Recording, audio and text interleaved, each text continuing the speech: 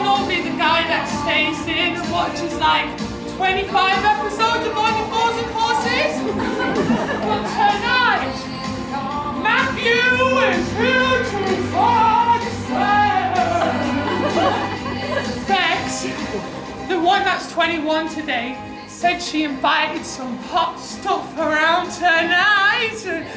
And did she lie? I'm pretty sure she's invited every single gay guy that she knows, just so I could get birthday sex instead of her. But little does she know, I've met half of these guys in the public bathroom before. That's a secret for another day. I've never seriously spoken to a guy before. Like, seriously, how do you speak to a guy? Is it like, hey sir, I like your boots. Where do you get them from? Or is it like, hey daddy, I've been a really good boy. Like, push me against the wall or something. I went for my first cruise ship last week. That secret code for I got my ass out in the park. Bex, the one who's 21 today, said the park was this mystical place where gay fantasies come true. But I've already been asked to show me toes, me left bum cheek, and if I can slather myself in ketchup. Now I can't get the smell of ketchup off of me. So when I see the guy that eyed me up earlier approach me and put his hand out, I get instant flashbacks of a ketchup volcano. Hi, Matthew, 21, newly out gay Preston, and you are, for fuck's sake, Matthew. This is not behind a glory hole this time, this is face to face. He just laughs it off. You can tell I'm a nervous wreck. We start the small talk, you know, name, age, where you're from, what position you play in the rugby team. And at this point, I'd normally grab my notebook and write it down because, you know, I've got a short memory. But again, this is face to face, not behind the glory hole. He offers me a drink. I try and rebel against the idea, but he insists that I take it, so I do. We carry on talking, and my God, his voice, it is fucking boring. But I can't stop staring at that hairy chest and those breasts. They are huge. I just want to lean in and slather my face all over him like ketchup. I don't know what it is. I don't know if it's this drink or the fact I've just sniffed a whole bottle of poppers, but now I'm grabbing his hand and I am leading him to the sofa. Oh shit! He is one eager man. His hands, they are all over me. And those lips, they are engaged in mine once again. And I feel like I'm on top of the world. Until I get this overwhelming urge to vomit.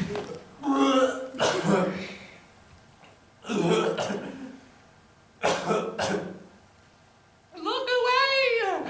This isn't a pretty sight!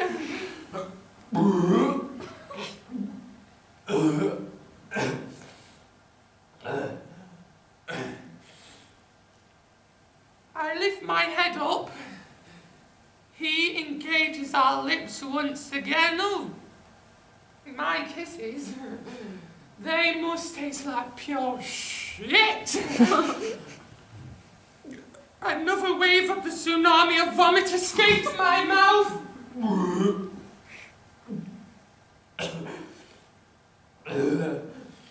I haven't felt this ill. Not even when I got chicken pox when I was 5 years old.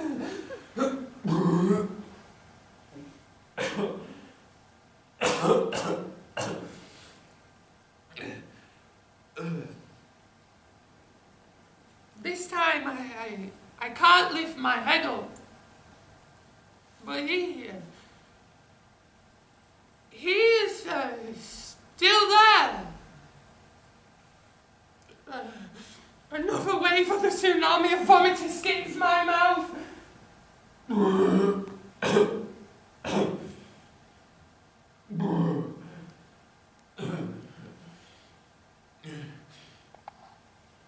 I'm sorry. I really am sorry, but can we do this another time? I really don't feel very well.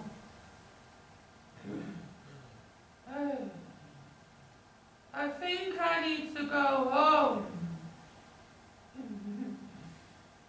Bags. Rebecca! Rebecca!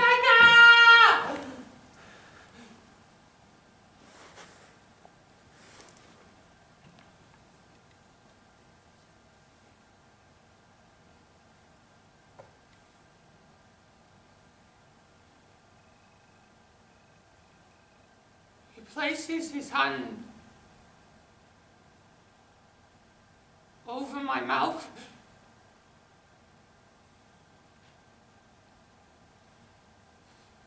Then proceeds to put my hands behind my back.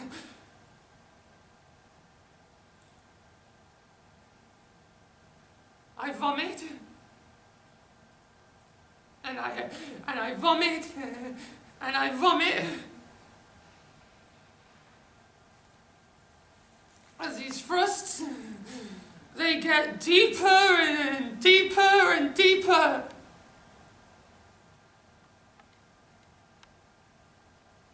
I vomit again. My eyes,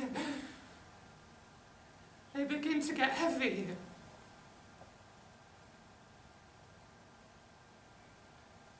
And then I lose the feeling in my toes and my feet, my ankle, my calves, my knees, my thighs, my hips, my waist, my stomach, my chest, and my shoulders, my arms, my elbows, my wrists, my hands, my fingers, my neck, my jaw, my ears, my temples, my cheeks, my forehead, my eyebrows, my eyes.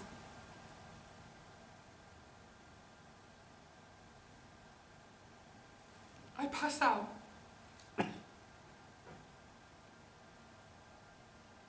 But he is still there.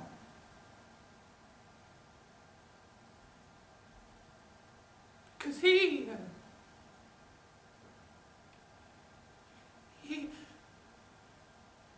never gets off the top of me.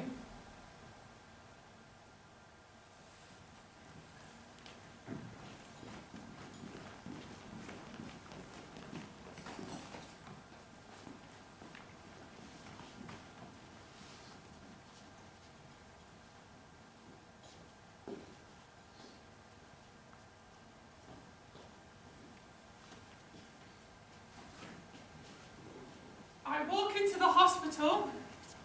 It is just rows and rows and rows and rows and rows of gay guys. Ones I've even met in the public bathroom before. I've been here twice. Twice already this week. And they're still making me fill out these fucking forms. Do you smoke? No.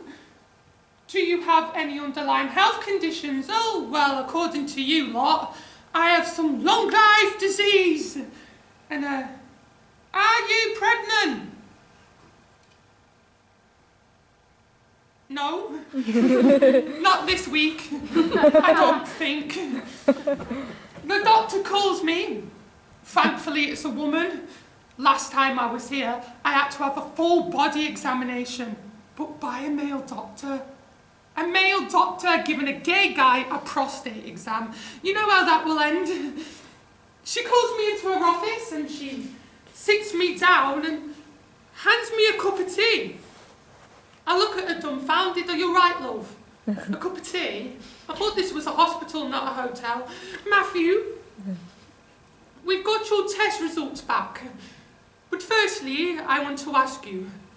It says on your medical records you've not had any sexual intercourse. Yeah?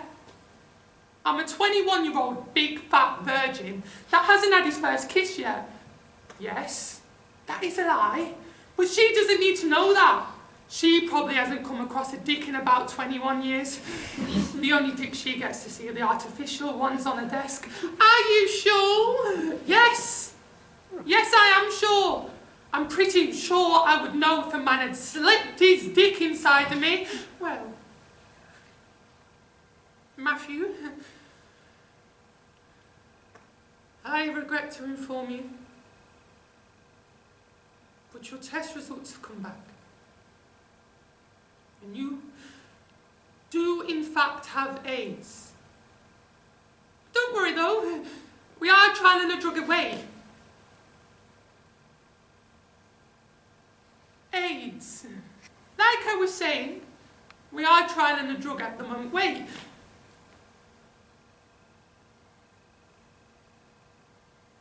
AIDS. As in gay cancer. As in I'm gonna die. Oh, Matthew. Matthew, I can reassure you, you are not going to die. I'm sorry. I'm really sorry. I don't think you're doing your job very well, but no. I don't do that stuff. No, it's not who I am. The thing is, I've never had sex. No.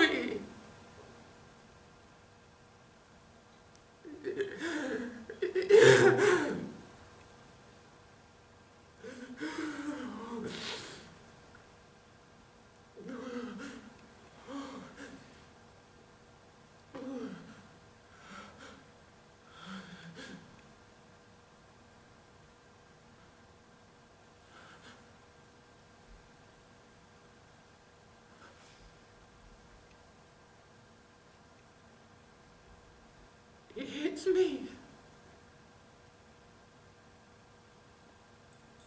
And now in the hospital room being told I have AIDS.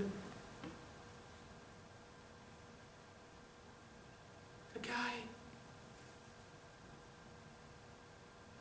The one from the party. He never stopped. Never when I asked him to. Never when I was pushing him away. Never when I was screaming no.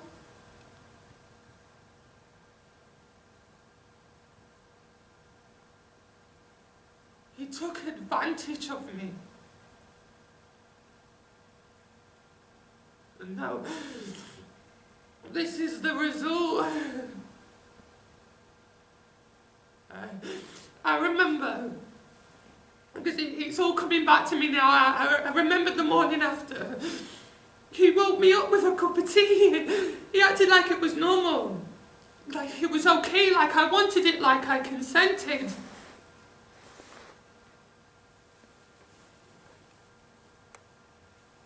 He had AIDS.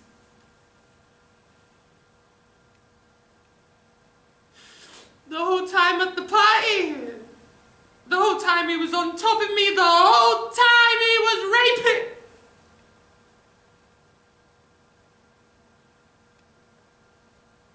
He had AIDS. Must have been his plan all along, eh?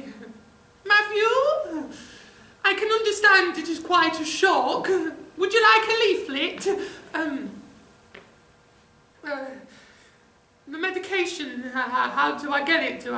Do I need to fill out a form, give you my number? As you can imagine, the list is rather long at the moment, but for now, try these. She hands me a box. A white box. Age written all over it like a tramp stamp. Great!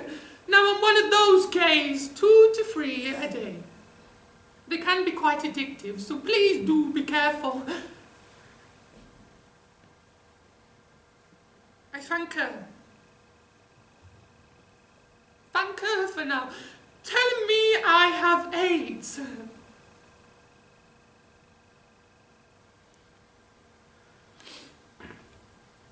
Because it's true.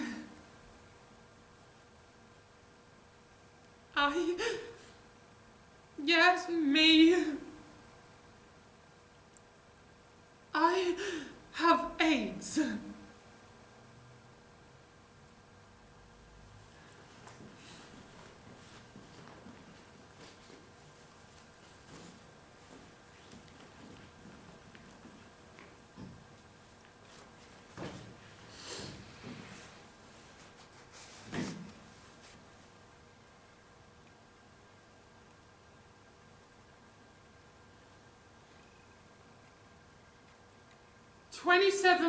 November 27th, 1991. The day we lay Freddie Mercury to rest. The day I decide to stand up for my rights. You'd think.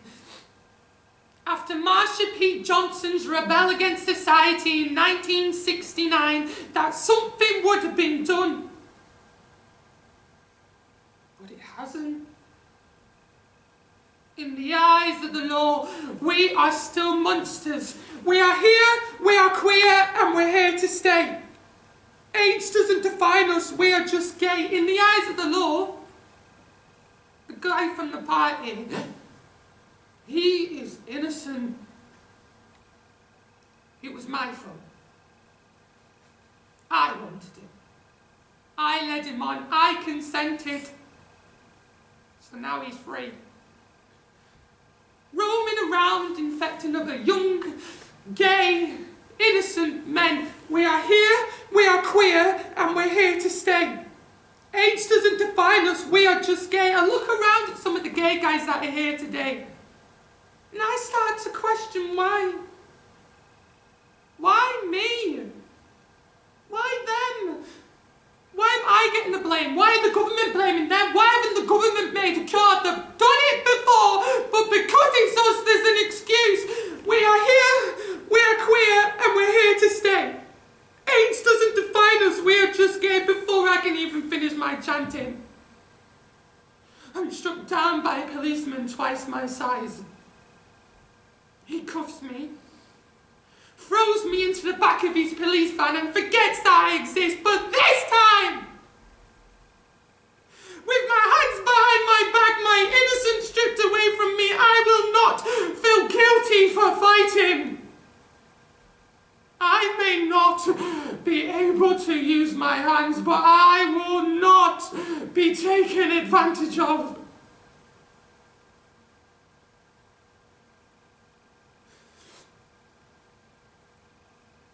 Because this time I know who I am.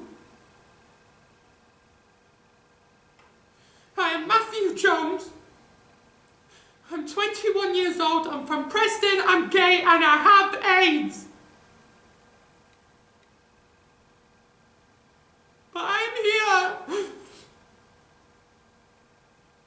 And I am queer. But I'm here to stay. Because AIDS doesn't define me. I'm just gay.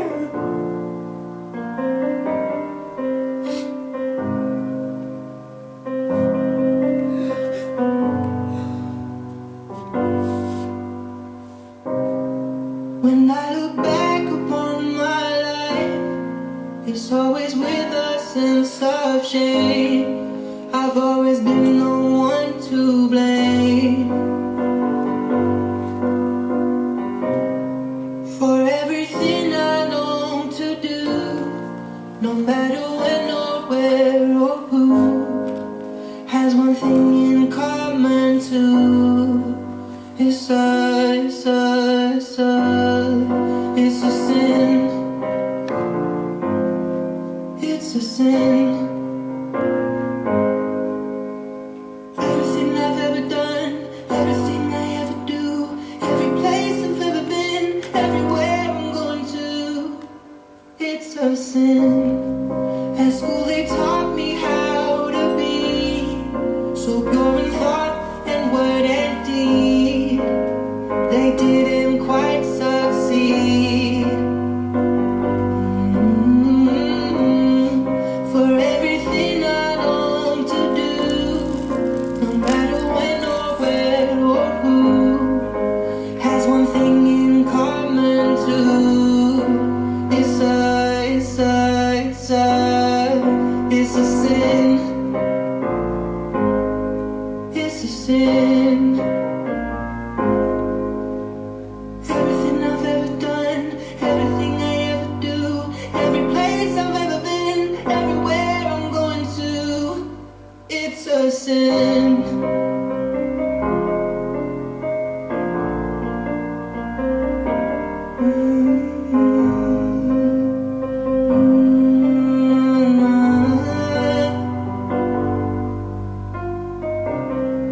So I look back upon my life forever with a sense of shame.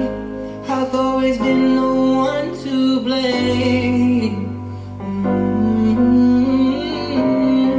For everything I long to do, no matter when or where or who, has one thing in common too. It's a sin. It's a sin. Everything I've ever done, everything I ever do, every place I've ever been, everywhere I'm going to, it's a sin.